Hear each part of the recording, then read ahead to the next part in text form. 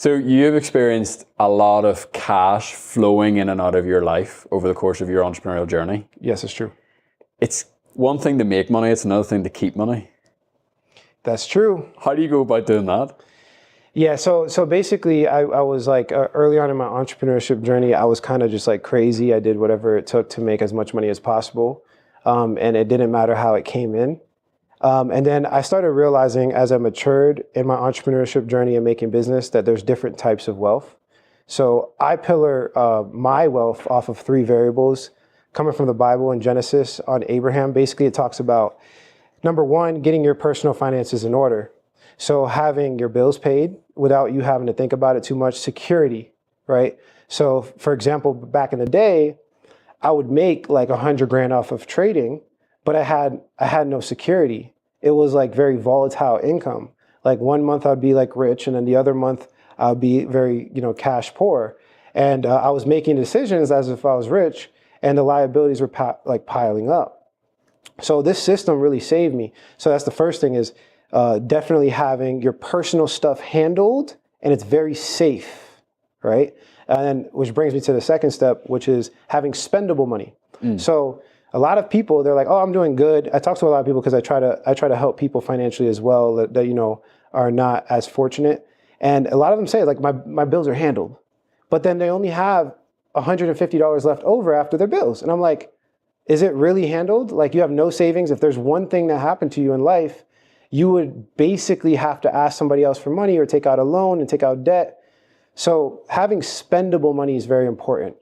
I believe you shouldn't live your life like a monk in a cave. Like, I think you should go and get some dinner, right? I think that's okay. I think it's okay to go watch a movie, right? Yeah. I think it's okay to take a little vacation, maybe 1 or 2 vacations a year. I don't think there's anything wrong with that. I think there's a nice balance to life, and I think we should all be on this earth to be happy. So the spendable money allows you to do that. And at that point, you widen the gap as big as you possibly can to where your income is very high, but your expenses are very low. And at that point, you start investing. That's the third part of the wealth, where you actually multiply your money. So there's kind of like 2 types. There's cash flow, which is the flow of money that comes into your bank account. Usually that's safer, but you don't really get too much of a big win. Sometimes you do. Like if your business, explodes, yeah, you get that big win, but usually the cash flow is consistent and safe. And then you have the multiplication of money, which is where you get the big wins, but it's not as consistent. And I believe if you want to truly become financially independent, you need both of those variables. And you can only do the third step, the investing step, if you've done steps 1 and 2. That's what I believe. I believe it's a 3-phase system. I believe like you suck as an investor if you are emotionally unstable because you can't pay your rent. Right. It's true. That was me. I was that guy. I had 100,000 in crypto, but my rent was actually questionable. And I had to sell my assets earlier at a loss just to pay rent. Right. So you're actually a way better investor if you have cash flow. So if we take that as a 3-act structure, right, for the rest of the conversation. Yeah. Because lots of people listening, they're at different points. Maybe someone listening, they're actually at that first level where they're not safe. Yeah. So how did you get safe? And what advice do you give to people who also want to get safe? Yeah. So at that level, you kind of have to lower your pride. It's like very easy to get safe. It's very easy. So for example, first step, get a job, right? If you don't have a job, like you can't provide for your family. Like it's as simple as that. It's like basic 101. It says it in the Bible. We all feel it in our body. Like if you're a man, you provide for your family, right? It's just common sense. You need to work, right? That's the first thing. Once you get a job, if you're not making enough money, you could do 2 things. You can get a flexible second job, Uber Eats, Postmates. I mean, it's all over. There was a guy I was talking to, he didn't even have a car. I don't have a car. I'm like, okay, do you know there's programs you can sign up for where they'll give you an electric bike and they'll pay you to go deliver pizza? Like it's impossible to like be broke nowadays. Like, come on, right? It's really you. Broke is a mindset. So work 2 jobs till you can get a higher paying job. And then once you have this higher paying job, that's when you start figuring out, okay, like how do I make like a side hustle out of it or something like that? That's what I recommend. And for you, how did you go from unsafe to safe? Oh, for me, yeah. So, man, I tried to make businesses and I got humbled. I failed at all of my businesses. I didn't follow this program. And then I eventually got a sales job. And my sales job paid a lot. I got like, at the time, I think I was like 23. And I did like 10K my first month. To me, that's a lot at the time. And yeah, that's how I did it, is I worked a job specifically that paid you based off performance. A performance-based job, which is a very good transition into entrepreneurship. A performance-based job is basically like training wheels for entrepreneurship. That's the best way to put it. So if you're an executive or you're trying to be an executive, that's like kind of performance-based. You can be paid off bonuses or commission. I recommend if you're getting a job, whoever this is, do that. Yeah, because you're not being paid for your time, you're being paid for your results. Exactly. Very, very good. Do you think entrepreneurs are born? Like, would you say you were born an entrepreneur? Personally, look, we live in a society now where there's something called the 9 to 5. But I believe the economy would work way better if we were all entrepreneurs. If we all had our own little thing. I don't have the answers for the world, but I don't believe we're born an entrepreneur. I believe everybody to a certain extent has creativity. They can build, and they should be able to monetize it. And it's as simple as that. Yeah. And I believe also in crypto, which allows that to happen on the internet. It's a long story, but we're basically getting to a point as a human species to where you can now create value in a digital way, and you actually own the rights to it. So the only way to do this before is to create a physical reality thing, right? And then you actually have it in your hand, so you hold it and it has value because it's in your hand. But if I make an Instagram post that gets 100,000 views, I don't own it. Right. The centralized corporations own it. So in the future, which is very, very close, we're going to get to a point where you can monetize everything, which brings me back to the original subject. Do you believe everyone should be an entrepreneur? Yes. I just don't think our economy and our systems and structures are built to be able to accommodate that. Right. So you were flipping phones for a while. Yes. You were doing the eBay stuff. Yes. You were selling drugs for a bit. Yes. And then you launched multiple businesses, and then you had a whole massive Ethereum run. Yes. Can you share a little bit about that initial run? Yeah. So here's the exact story. So I was working at a sales job. My friend's like, he calls me, he's like, look, there's this thing called Ethereum, and I knew about it. I've known about it a while. Like, I've known about crypto for a while. And he's like, I just turned like $1,000 into like 20 grand, and he's freaking out, and he's one of my good friends at the time. And I'm like, I remember this exact phrase. I said, what's the difference between holding my money there and in a bank? Like, what's the difference? And I didn't even understand. That's how naive I was to invest. You didn't have ears to hear. Yeah, I was like, I'm just gonna put my money in ETH instead of having it in a bank. Right. And I just didn't comprehend that it can go down in value. I was like, I mean, I knew that was, but like, I didn't understand how risky crypto was. Right. Basically. So at the time, I knew I had a lot of cash flow. I was one of the top salespeople in the organization. So I'm like, okay, I'm just gonna dump my entire bank into Ethereum. Everything. I think I had 7,000 at the time. I called my girlfriend, which is now my wife, and I was like, hey, buy $2,000 worth of Ethereum. And then I called my brother, and I was like, hey, buy Ethereum. And I called my friend, I'm like, hey, buy Ethereum. This is when it was at $7. And then I went around my office, because you know how it is when new entrepreneurs, they talk too much, right? It's so true. It's true, bro. Every new entrepreneur. Run the mouth. You know why? Man. Do you know why they talk? Well, I do it because I'm excited. That's why I do it. Excitement, and also because they don't truly believe in it. They don't? The reason why new entrepreneurs talk a lot is because they're trying to convince themselves through other people. Yeah, you're selling yourself. You're selling yourself to yourself. Yeah. It's actually an insecurity. I believe. Yeah, well, I agree with that. Yeah. But I also think that there's an element of you have to test things out. It's true. You know? There's a little bit of both. But usually you notice like the biggest entrepreneurs, they'll talk about it, but it's. Well, I know like the more successful a endeavor becomes, yeah, I just start to say basically nothing about it. Yeah, exactly. So that, to your point, then yeah, it's true. Yeah, we all mature. But yeah, I went around the office and I was like, hey, there's this thing I'm gonna buy. And then they all started looking at me crazy. Why were you so evangelistic about Ethereum? Bro, to be honest with you, I just tell everybody about everything. Okay. It's just the personality. I'm just like, yo, hey, there's this thing I'm buying and everybody needs to listen to me now, basically, as much as I possibly can. And they all looked at me crazy, and they thought I was crazy, and they thought I was wrong.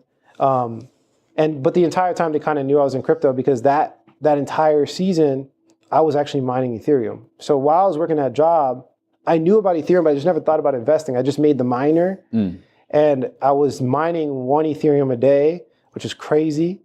And so, yeah, I just told the whole office I'm buying this thing. And literally 24 hours later, it like quadrupled. like 24 hours later. What was that? Was that JP Morgan or somebody jumped in? Yes, JP. How do you remember this stuff? It's my brain. You do so many interviews. Yes, JP Morgan, which is obviously one of the biggest banks in the world, partnered with the Ethereum Alliance, which is an organization basically built to ensure the success of Ethereum.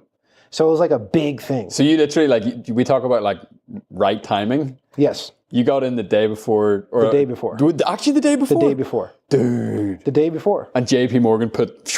Yes. Wow. And it went crazy. And then I went and told everybody in the office, and then they got weird on me again. What did it go to? 24? It went from, I believe, around $7 to $10 to about $40. Like overnight. Yeah. Like overnight. And so I'm sitting here like, why am I selling? You're like, I'm a crypto genius. Yeah, I am an entrepreneur, a full-blown business guy. I'm going to take over the world. That's basically it. Pride. So your initial massive early win, yeah, kind of like set you up for failure. Basically. That's crazy. It's crazy. Because that's what we all want. It's true. Or that's what in the culture we chase. That's the dream. Is to do things the easy way, get big results without having to put in effort. Basically. What's the correlation between your experience and what happens to most lottery winners? It's probably the same exact thing. Except for they make more money because they're making millions if they win the lottery. Sure. In my case, it's actually worse. But they still lose it all? Well, there's a certain percentage that will lose everything. Yeah, there's a lot of people, like a high percentage from what I've heard. I think the difference is that I thought I was doing something. Right. I thought that the effort that I put in was actually smart. You were killing it in your head. I was like, "Yo, I'm the man. Like, I know I'm the genius. You're all not as smart as me, basically." And then and the reality was? The reality was I listened to my friend's advice, and it was I don't believe in luck. I believe it was God ordained. Mm-hmm. But it was like a very big, humbling experience. I think. Look. You could call it a failure all you want. Like I did lose all of my money, but the experience I learned in that first bull cycle is invaluable. Mm-hmm. I was full-time crypto for a long time. I've been full-time crypto for a long time. Not many people can say that because of this new market, this brand new market. I would say the vast majority of people are not full-time crypto. Mm-hmm. So the amount of experience I gained is crazy. It's crazy, and it's paying in perpetuity. Right now, it's paying. Everything I learned that first cycle, all the money I lost, all of the emotional control that I had to develop, all of the experience I've had with the people, all of that is way more valuable than any $7 to $40 price increase. Sure. And it's corny. Like, okay, I'm not the corny internet guy. Motivational talk about experience. No, bro, like for real, it's real. Like it's seriously, actually real. I'm the perfect human embodiment of skills pay more than anything else. Right. I've lost my wealth 2 different times, and I was able to get it back predictably, mm-hmm. because of my skill set. So that first bull run, still in the unsafe. Like, talk to me about that. Like, how did you lose your money? I actually don't even know the answer to that. Very simple, straightforward. I held Ethereum, and I tried a whole bunch of ventures. I went into one Ponzi scheme that ended up being like one of the biggest Ponzi schemes, BitConnect. It was huge. It's like a meme in the crypto community. Lost some money there. And then I just did a whole bunch of random crypto degen stuff. Degen is like degenerate, like. Okay. It's like a crypto term, like basically gambling. Right. Like going to this scam with no systems, no like investing, like checklists, nothing. Mm-hmm. I was just kind of going with the hype everywhere for like 2 years. But do you think you got the Midas touch because you got that initial win? Yeah, I thought I don't know. I just thought I knew more. Okay. Because I was in crypto a long time. Like my initial venture into crypto was actually in high school. I built like a research paper for my dad, a business plan, and I was like, hey, let's buy a Bitcoin miner. I did the math one time, and if he said yes, I would be worth like 500 million. But obviously, I'm not spending $5,000 in a machine from China and then turning my garage into a, He was like, no. But I did research a lot of crypto, so I thought that background knowledge was going to help me in this investing, mm-hmm. but it's completely different. So that first bull run, you made a lot of money, you lost a lot of money, you had a season of pride, and then you were humbled. Yes. How do you make how did you personally make that transition from that emotional, unsafe to something more safe and predictable? I became an actual investor. So I was talking to my wife about this. You can gamble at anything. Right. Like no matter, there's a difference between someone that knows something and that doesn't, right? So even if I go to the casino, there's some people that are very good at poker. Yeah. And they're not gambling. And it's very systematized. They're going based off statistics and it's very predictable. They're not gambling. So I came to a point where I had to make systems. I had to make, like I have a checklist. I had to just follow a rule book. And that came through me trying something, failing, looking at the result, optimizing, and just repeatedly doing that over. And it's the same thing as a business. It's literally the same thing. And yeah, that's when I became an actual investor, when I became predictable and I had a system with proven results. And your cash flow, how did you get steady with your cash flow? That came from telling other people about the system. So once I became predictable in my investing and I actually got good at investing, I started telling people. So it started off for free. Like my friends would call me, hey, how do I buy this thing? And I was like, you buy it here. And then I had to tell my other friend. And then I told my other friend, I'm like, this is annoying. I'm making a video, right? That's literally how it started. And I made a video. And then the video got a little bit of views. And then I started like, oh, I want to be a marketer. Like I want to make more videos. And I started making more videos. And yeah, I started building from there, basically. So you actually start to professionalize the thing that you always did, which is you love telling people about things? Basically. Cool. That's why I love, okay, this is how I look at marketing. You guys know that popular guy in your high school? Yeah. That was like always like the hustler? Yeah, it was Mark. That was him. That was him behind the camera. Well, that's basically what I'm doing on the internet. I don't believe it, like marketing's a phrase, like I get it. But really it's like, what's effective communication to massive amounts of people on the interwebs? That's basically the gist of what social media is. How can you tell as many people as possible about your thing in a very clear and convincing and, all the elements of a good conversation basically, or, a good popular person, right? So that's what I'm doing on the internet, is just communicating what I like. So you make videos for free for your mates, you start getting a few views on YouTube. How does that transform into steady cash flow? I made a course. So at first I was generating YouTube ad revenue, and that's what started everything is I was paying my bills. I had very little liabilities, and I was making like $3 to $5K a month off of YouTube ad revenue. And so at that point I was like, okay, I know the course thing is kind of the way a lot of people go, and I bought an Alex Becker course. His course was amazing. It was $5,000 at the time. That was a lot of money to me at the time, and I said, I'm just going to go for it, and I'm not going to stop until this course is completed. I do the entire course, and that's a big thing about courses.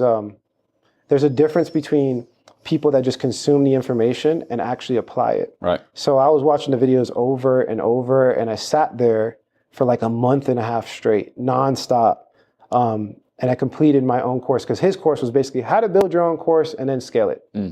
So I made my own. And then I remember I did the launch, and I was like, okay, I'm doing, my system was like, you have a call with me, a one-on-one call. And I get on the phone with this guy, and I'm like, yeah, it's $2,000. And I was like freaking out. I'm like, there's no way, bro. Like, he's not gonna pay me $2,000. This is not gonna happen. And he's like, okay, where do I send the money? I'm like, I start freaking out, right? I'm like, yo, this is crazy. And so I started slamming deals like back and forth by myself. I was my own sales guy. And I did 30K my first month, 30K in revenue. And it was like a life-changing experience. It was like, you guys ever seen the movies where like the guy's rich and he's like walking slow in the scene? That was like my scene. That was like, holy, like you can make 30K in a month. Like what? It's like a year's salary. And from there, I just tried to scale it and do different things and hire people and stuff. Yeah. That was like the initial start. Cool. Yeah. Any more fall from there? Yeah, a lot. I was thinking I wanted to word that. A lot, man. I built it in any which way I thought. I didn't have no experience. Sure. So I was just going this way, going that way. I hired this guy for this thing, hired that guy for that thing. Didn't have a hiring system. Didn't know how to hire. I didn't know how to, check credibility, check character. I mean, like I think the average age of my corporation when I had like 40 employees was like 24. 40 employees. I had 40 employees at the peak. I had a team of developers. I had like 7 coaches. I had like the marketing division was like 10, 15 people. Yeah, and operations, or I had assistants. It was so dumb, to be honest with you. It was so dumb. But it still generated a lot of money. I was doing like 200K, 150 to 200K a month consistently. And I was spending approximately 100,000 to 150,000 in payroll. So I was doubling. It's not, it's not that bad. Yeah. But there was a lot of inefficiency. Sam Lovin says it all the time. He says, a lot of people hire, too many people, and then they're spending a lot of time trying to figure out for what those people are going to do. That was me. Yeah, he said at the last mastermind. Yeah. He's like, you should hire where it hurts. Yeah. And only hire whenever it's really, really hurting for you not to hire. Yes. And I think his line was like, yeah, I used to just like hire until it hurt. That's actually very smart. It's very wise. I actually watched like a free video of his or something like that. And he and some other people got me to a point where I started having to let people go. So that was like the second big fall. I started making a lot of cash flow, took that cash flow, dumped it into the market. That multiplied. I was doing crazy stuff. Like I bought a Tesla Model 3 cash from like an Ethereum leverage loan. So I bought 300,000 worth of Ethereum. I leveraged it in a loan, took out 70K, bought the car cash. Ethereum went up to like 700,000, $1 million, and it paid the loan off itself. And so I always say I bought a Tesla Model 3 with one trade, basically, like crazy thing. I was doing stuff like that. I was loaning against the Ethereum and the crypto to pay payroll, just like crazy stuff, which is actually really cool. And I think it's amazing. Yeah. I think people should do this, like if they know how and they have the expertise. Like you could keep the crypto asset, get the appreciation and percentages, and then also pay your payroll instead of, because you lose so much cash paying your payroll. Mm-hmm. You could actually invest and do it right if you know what you're doing. But I was doing things like that. And I had a lot of employees, and it came to a point where the market started falling. Crypto started coming down. It started decreasing in popularity. Less people started buying my stuff. And I had to start firing people and letting go. And that was one of the craziest moments of my life. Like, it was painful. These people I was in the trenches with. I mean, some of these people would come to 4 o'clock in the morning consistently every day and work with me. And like, it was like a small army. And I had to fire and let go of a lot of people. It was very scary. It was very, very, very, very scary. But I did it. And ultimately led me to where I'm at now. So what was that the bottom? Yeah, so the bottom was me letting go of a lot of people. Then I got it down to a core group of people. Like how many? Like 4. Nice. But like they were like the best, highest functioning people that were actually like probably like supposed to be there. Mm-hmm. And then so you went from 40 to 4? Yeah, 4. Unreal. It was like 7 to 4, but like it got like the bottom was like 4. Yeah. And then at that point I had to let go of all of them. Like there was a point where I went down to 0. Wow. So a lot of people don't know this. Look, I'm a spiritual dude. So it says in the Bible, with great pride comes a great fall. Mm-hmm. So I don't believe my business was supposed to go that low. But I do believe God was testing me. Mm-hmm. So there's a moment in the Bible where Abraham got tested by, God told him to kill his son. And he went to go kill his son. And before he killed his son, God stopped him and told him, go sacrifice that. I think it was a ram instead. And I came to that moment. I don't believe I would have got to that moment if I was in the world and I wasn't saved. Mm-hmm. I believe in that moment, God tested me and said, will you sacrifice your business for me? Mm-hmm. And I did get to that moment. I did get to the moment where I said, I'm going to go get a job. I cannot pay my bills. And my family is struggling, and I'm gonna get evicted. I got to that moment. I had 2 kids at that moment. So I have 2 kids and my wife, and I'm like, yo, I can't pay rent. There's 7 days left, and I need to make $7,000. So my liabilities were very high. Mm-hmm. Because I already sold my Tesla Model 3. I sold my Tesla. I started selling things in my house. It was that low. Right. I was selling everything. But from an identity perspective, it's very, very. I think, I'm projecting myself here. I think it's very, very hard for you to say, "Yeah, I'm going to get a job." Yes. Because everything that implies. Yes. You're walking away from a lot there. You have to die. Yeah. You have to die as a person.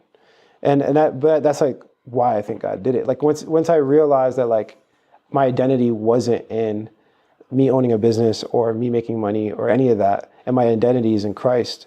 Once I completely let go of all of it, like for real, that same day. So I'm gonna give you the story. This is a crazy story. I'm sitting in my room.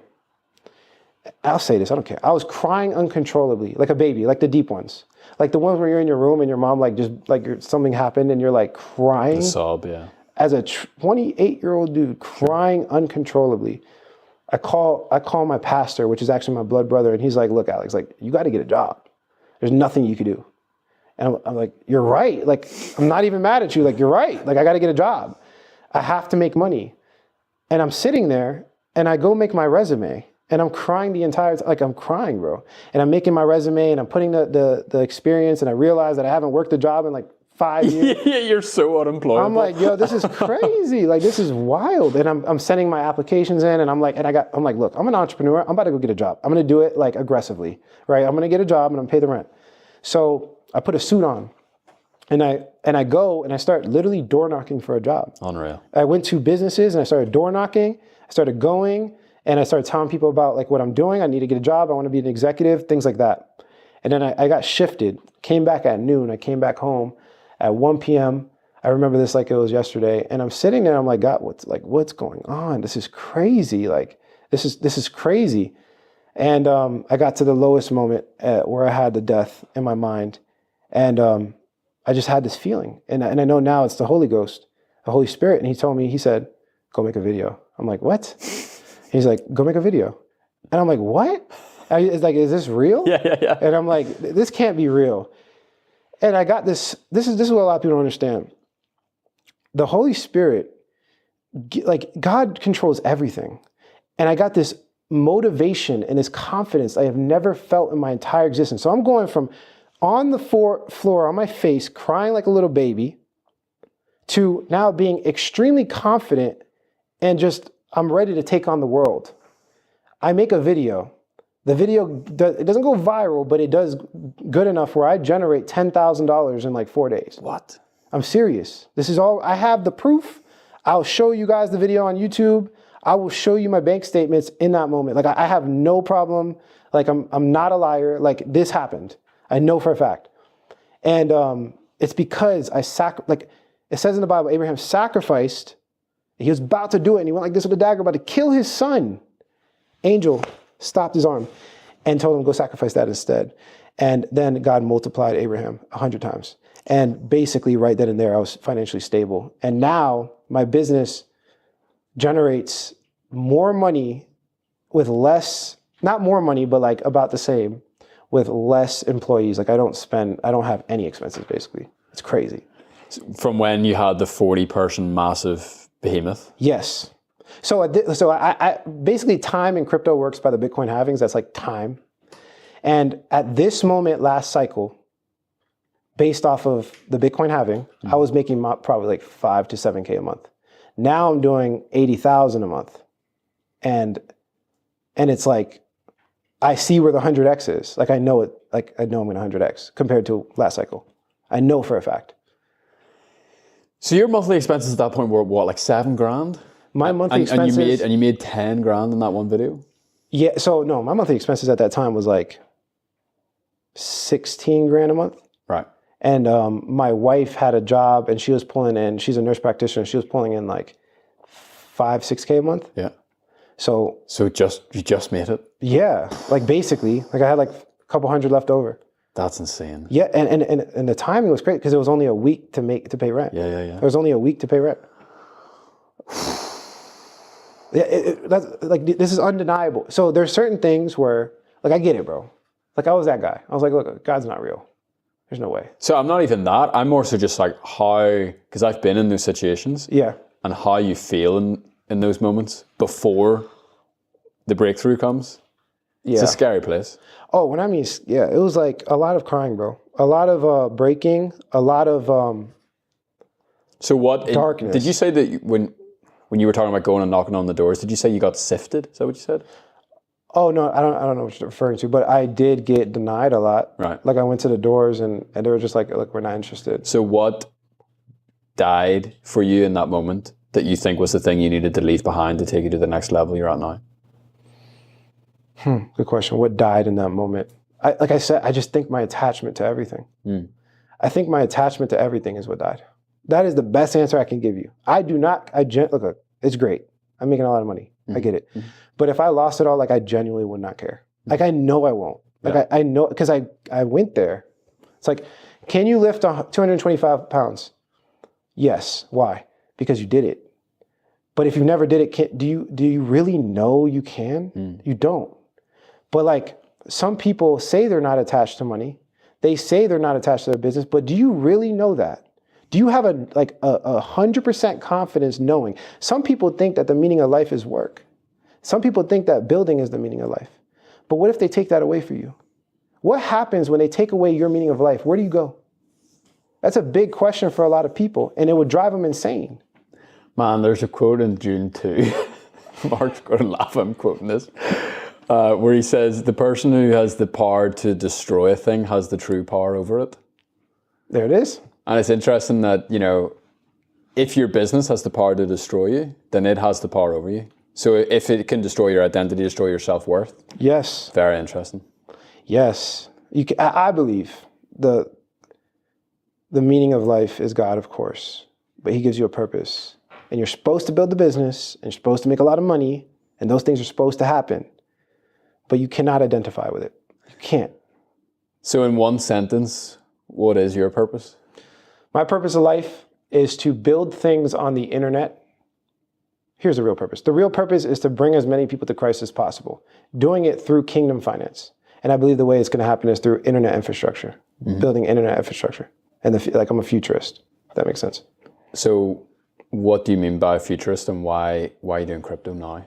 I adopt future technologies before other people do. There is such thing scientifically as a first mover advantage.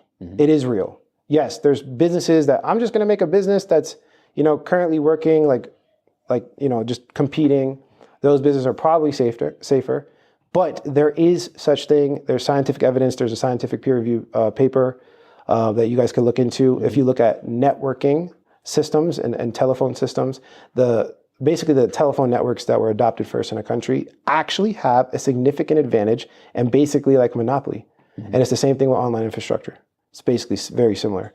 So I adopt future technologies, which I believe will pivot me at an advantage, a huge advantage as a futurist. And then I'm basically creating sustainable businesses, if that makes sense. So talk to me about the third step now, so you were unsafe, you became safe. You didn't have spendable money, then you had spendable money. Yes. This bridge between number 2 and number 3, which is where you have enough income and cash to start investing without being emotionally attached. Yes. How I want to get into that is, how have you built a business that is doing at the same level without 40 people working for you? Like, what are the tools, the systems, whether they're actual bits of software that you use or mindset things? How have you done that? Man, okay, so like right now, mentors, people that know more than me, has helped me a lot. School, we've talked about this, and there's other softwares that have been very pivotal, like Loom, Notion. There's been softwares that are Figma. These softwares have been really good. So just adopting superior systems. So like the knowledge has increased in value, not more knowledge, but like I'm listening to smarter people. Right. Then I adopt a better tool set, and then I have the experience. And I believe all of those have contributed to me being able to make way more with way less in the same amount of time. So everything's leveled up? I believe everything. Like when it comes to me coaching and then also marketing and then also investing, I believe I'm way better than I will ever have been, ever, for sure, by far. And I think it's a quantum leap. Ooh. Yeah. Quantum leap? I don't think it's a small leap. I don't think I like doubled in experience. I think I like 10x'd. And I think that's, I can't prove this, no one can prove this, but I believe that winners win more they win a lot more. And because the investing and the cash flow, I basically do it in the same niche, the same exact niche. So the same experience that I'm learning with investing compounds to the experience of the cash flow. If I learn marketing to a high level in crypto, that's the same system for fundamental analysis and identifying the marketing of a project. So I've been literally doing this one skill set for an extreme amount of time, and it's been compounding for so long, and that's what I mean by multiple. I believe there's like this multiple effect that you get once you get to the point where you're spending all of your time on one like serious skill set, if that makes sense. I think one of my favorite things about business is the fact that you can pick a niche, and it doesn't matter what the niche is. Yeah. And if you go super hard into it and learn all the lessons and the ups and the downs and everything, you actually just get better at the game of business itself. Yes. And once you get better at the game of business itself, then you can almost do anything. It's really true though. Yeah, I can start a clothing brand right now if I wanted to. I don't want to though. Yeah. So how'd you come across school? Okay, yeah. So Sam Ovens put out like this video, like no promotion. It wasn't even a paid advertising campaign, I think. He just put it on his like YouTube. And I saw it and I was like, this is really cool. And I'm like, I'm gonna go look into that. And I did, and I remember at the time, the first time was actually when I had a lot of employees. And so I was like, hey, look, I wanna increase the efficiency of my business. I wanna get more results for my customers, which will make me more money. And that came into the picture. We did this whole brainstorm session, pros and cons. We ended up not adopting it because their cons out there. I wanted to do it, but everybody else didn't. I think it was primarily because they were being lazy. They had, to be honest, I'm gonna be honest. They just didn't want to build it. They didn't want to like transfer everything over. That's why you have to be around people that want to win, like a lot, because like they'll bring you down. I'm not saying those people brought me down, but I would say that decision should have gone the other way. Right. So I didn't do it. And then I got humbled, lost a lot of my employees. And at the bottom, I basically made the decision to do the transfer. And yeah, it was when Sam Ovens said that he was going to come out with the app, like when he verbally was like, hey, the apps are coming out. And then he came out with the payment processor system. Once he kind of did those two things, I was like, okay, it's green light. We're good to go. Because that solved so many problems in my coaching business. It solved a lot of problems. And I ended up it was like the best decision. I told somebody the other day, I was like, he's doing day trading. And he's like, man, should I go to school? All the day traders are in Discord. And I'm like, bro, I said this simple. I said, school was the best operational decision I've ever made in my life. I just said it like that. And he looked at me crazy, but it's really true. It's the best operational decision I've made in coaching right now. And coaching is the majority of my business and stuff. So for sure, yeah, it's one of the best for sure. I could probably say number one. And I'm not exaggerating either. It's like really good. It's really, really good. And it's the fact that they have built systems that does the work of what full-time people used to do. Exactly. And because there's nothing else that just accommodates coaching. Like Sam Ovens knows it. Like he's built coaching businesses. He knows it. So he gives you what you need. He gives you exactly what you need and nothing more. And it's almost like, it's weird to say, but it's almost like a form of him coaching us through the building of the software. Right. Right? It's so true. You know what I'm talking about. Yeah, man. It's weird. Because it's what you just said there, and nothing more. Yes. Which is important. It's not more than you need, because if it was more than what you need, then you would just, yeah. Yeah, because like if you give us like options, we're going to take them. But if you give us no options, we're going to take what we have. But if if it's just one and it's the right answer, it's like a coaching through the software. And it's so beautiful because this is like what crypto is too. Like the crypto's like that. It's like software is the future, man. It really is. We're going into the metaverse, guys. If you're not on the internet, like what are you doing? Like we're going into eventually we're going to get to the point where we have avatars and and physical items on the internet, like your couch will like be in VR and it will actually be worth money. And there's going to be people that are builders that are building infrastructure on the internet that guides you. And that's what Sam Ovens is doing, basically. He's guiding us as business owners through the software and what we should be doing and things like that. So it's just, I don't know. I love software, bro. I love the future, and I love what the human species is coming to. Yeah. And I want to learn it all. I really do. So you're clearly a builder, and you have been throughout your whole life. You then got clear on you want to build things on the internet? Yeah, specifically, I believe that's the new frontier. Mm-hmm. That's the most obtainable new frontiers. It's like, what's going to go on? But like, look what happened when the internet got adopted. Like, look at how many changed, like everything changed. So for example, if the internet went out right now, you can't get groceries. It's not going to work. Oh, but it has nothing to do with the internet. It's a cow. Like, no, it's not. Like, you can't go to the grocery store. Their entire supply chains run off the internet. Right. They're not going to be able to get food. Like, everything you do right now relies on the internet, basically. We spend, I would argue, a majority of the time of our life in the metaverse. What do I mean by that? How much hours do you put on your screen? That's basically the metaverse. Sure. That's basically, like, you're spending your reality on the internet. Look at your screen time. You spend 1/3 of your life where? Sleeping. You spend another 1/3 of your life, I believe, in the metaverse. And then, like, the minority of your life is, like, not on a screen. If you're working at a job, you're on the internet. Like, just think about it, right? It's crazy. Yeah. That's crazy. You spend your free time on the internet, Netflix probably, or a video game, right? Just think about that. Like, so we're already in the metaverse. People are scared of it. They're like, oh, I don't want to put the VR headset on. It's like, okay, well, you kind of already do that. Sure. That makes sense. And so what you're saying is, you know, back in the day, let's say like Victorian era, the people who made a lot of money would have been the people that built and owned factories.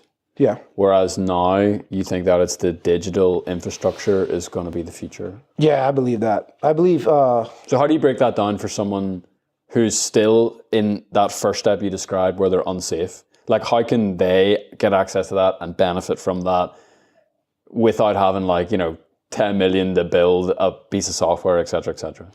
I think it all starts with a skill set, right? So, like, you have to be very good at something. Mm-hmm. And then from there, you can know where to monetize it. I believe the coaching industry is the best. Mm-hmm. I think it's really good to be able to share accurate information and get paid for it. And school is, like, a really good starting ground. Like, I really do believe that. I'm not just saying that either. I really believe school is, like, it's unmatched. Like, you could be, like, I was talking to one of my trainers, and he plays a lot of basketball, and he's like a professional, and he wants to go pro. And I'm like, bro, make a school community. Make a school community, charge $20 a month or $50 a month, and, like, do that, and don't take it serious. Like, you don't have to, and then go pro. Yeah. Like, you'll probably make more money than whatever you're doing. Like, seriously, bro. Like, it's easy. Like, you could start a community in, like, an hour. Mm-hmm. I really do believe that. You don't need to have course videos. You can make, this is what I recommend. You make the course videos based off of what they're asking. So you start your community really with no videos, but you answer questions and you get to the point where you're actually crafting the videos around them. So really, you don't need a course to start a school. I didn't start my recent course like that. It had 0 videos. Got a whole bunch of people in there, and I was like, hey, like, let's get started. I'm gonna show you guys how to build your social media. And then I started building the course around them. So yeah, I believe in, like, an hour's time, you can get an entire business started with school. And then if you're serious, I think you could probably get your first 5K in 3 to 6 months, 5K a month. I think you could break your first $1,000 probably in a month. Like, if you're actually serious and you actually market. So yeah, that's what I would say. Start with the skill set to answer your original question. You have to be good at something. You have to be good at something. You have to provide value to people in some way, shape, or form. And to provide value, you have to be better than them at it, right? So once you get to that point, then we go to the internet. And the best way right now, I believe, in the internet, me included, is school. And then from there, you know, you scale. It's a scaling thing. So get involved in something that you can level up your skill set in, that brings you cash into the door. Yes. Do your reps. Once you do your reps, become significantly better at a skill than somebody else. Now you're in a position where you can start to train other people on how to do that. Correct. And I'm willing to even bet that you could start, like, I mean, the classic thing is you only ever have to be one step ahead, right? Exactly. Like, it's true though. Like, is it unethical? Like, think about this. Is it unethical if you don't know nothing about a subject, you read 10 books on it, you charge $5 a month? Is that unethical? No. $5 a month? Like, how is that unethical? And if you want to be super watertight, you can offer a refund. Yes, it's not. Like, I think it's purely fine. You just have to know more than they know. And you have to be able to help them and provide support. But like, if it's the way you frame it. That's why, like, the coaching industry, like, it looks like a scam a lot of times, because they're like, you can get rich in 3 days with no experience at all. And then if you don't get rich, then I'm just going to refund you. Like, it's stupid stuff like that, right? That's why people even bring the unethical question into consideration. Because if you buy a book, do you think it's unethical to spend $7 on a book? Like, it's just information. Right. It's purely information. It's the way they're pitching the coaching, if that makes sense. Interesting. Yeah. So for, like, you have a very clear future of what you think the future is going to look like. You are a futurist, internet infrastructure, crypto, et cetera, et cetera. I know we've talked before about hedge funds and all this other exciting stuff. Park all that for now. Yes. Like, for someone who's watching this and they want to break free from the 9 to 5, or they're in that early stage of the entrepreneurial journey. Mm-hmm. It's the skill. That's the answer. Okay. I can't go anywhere else. It's the skill. You have to know something. So let's say, it's very simple. I start from nothing today. I first figure out what direction I want to go. So you figure out, okay, I'm going to play golf.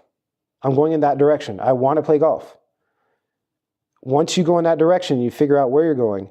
Then you become really good at it. You become really good at golf. And then at that point, you figure out how to monetize it. Do you want to go pro and monetize it in that way? Or do you want to be a coach and monetize it in that way? And then once you figure that part out, then like kind of the business gets built in that general direction, if that makes sense. Which one of your communities would you recommend people start in? It depends on your income level, but CoinPix Army. CoinPix Army is like the bare minimum. Honestly, just go on my social media. Mm-hmm. I recommend everybody start there, not my community, because that's like my original community is like, the marketplace. Mm-hmm. And then from there, there's so much good free information. You kind of make your own decision, if that makes sense. And what type of person do you attract typically? Typically, people that want to become financially independent. It's like the make money online, niche, but like people that are more revolutionary. A lot of business owners invest in my products. A lot of business, like people that are already like really entrepreneurial, but they want to learn how to multiply their money. They don't know how to invest, and they have a lot of capital to invest in crypto. So typically those type of people. Cool. Yeah. What social? You could go anywhere. Alex on crypto. My Instagram's Alexander on crypto. That's kind of like my main social right now. Instagram is Alexander on crypto. Yep. Cool. Well, we'll put a link to the Instagram. I love that. Not even to the community, but it's like go to the top of the top of the top of the funnel. I really don't care, bro. Like at this point, like I said, I believe the biggest money making is me investing. I really do believe that. The cash flow is amazing and it's very pivotal. But like if you make money off of like what I say on YouTube, the chances of you wanting to invest in what I'm doing increases substantially. I don't want people buying my stuff if you're making money by my stuff. Like I want results. Like that's all I care about. I genuinely believe in that. Like I genuinely believe that it's the results that matter. It really matters, bro. Like I don't like scamming people. Like I don't like selling something where they can't afford it. Like it's so dumb. I used to be that guy. And it's a really good business model too. Don't sell something if they don't want it. Don't do that. Don't be that scammy car sales guy. Right. If that makes sense. So follow my social media, learn before you buy any of my stuff. Learn, if that makes sense. Final question. Yes, sir. What do you really want to get out of the Alex Hormozi, Sam Ovens mastermind tomorrow? The thing that I'm having the problem with the most right now is probably hiring and scaling and finding talent, like really, really finding talent. I want to be able to find the best of the best, and I'm willing to overpay for it because I don't want to do stuff. You know what I mean? And they're going to do it for me, right? So Alex Hormozi says it all the time, and I get it. Like the end game is finding the best talent. That's the end game. Because once you understand, once you crunch the numbers, once you have the product with the multiples and income, then it's at that point, can you get the best talent in the world? Right. And it's literally, that's the end game. So I want us to get started on that now. Like right now, I want to learn the system. So I'm going to get very detailed with Alex and ask him those types of questions. Dude, appreciate you. Thank you so much, man. I have a question for you. Yeah, of course. Before we end it, if you don't mind. Yeah. What's your one thing? What do you like to do the most? What's your purpose? This. Podcasting? Yeah. I see it, bro. You're good at what you do. 1,000%. So my one thing is to share the story of people who have a story that can change the world. Sounds good to me. And I think every school community owner that I have the chance to sit down and talk to, they've done the hard yards. They've gone on that hero's journey. They've gone on the entrepreneurial journey. For you, it's crypto. For someone else, it's barbering. Yeah. And the gold that they've learned there is valuable to the rest of the world. Like people who watch this and they want to become financially free through crypto, they're going to come to you. People who watch Hakeem's interview and they want to become financially free through barbering, they're going to go that way. And so the more of that gold we can disseminate through the world using the leverage of podcasts and media, then that's my end game. I love it, man. You're a servant. You're a servant at heart. That's good. One of our core values is to set the stage for other people to thrive. Wow. That's what we do. It says in the Bible, the greatest among us will be servants. You know that, right? Woo! There you go. You're doing it right, man. I love that. That's awesome. Good. Thanks for your time. Yes, sir.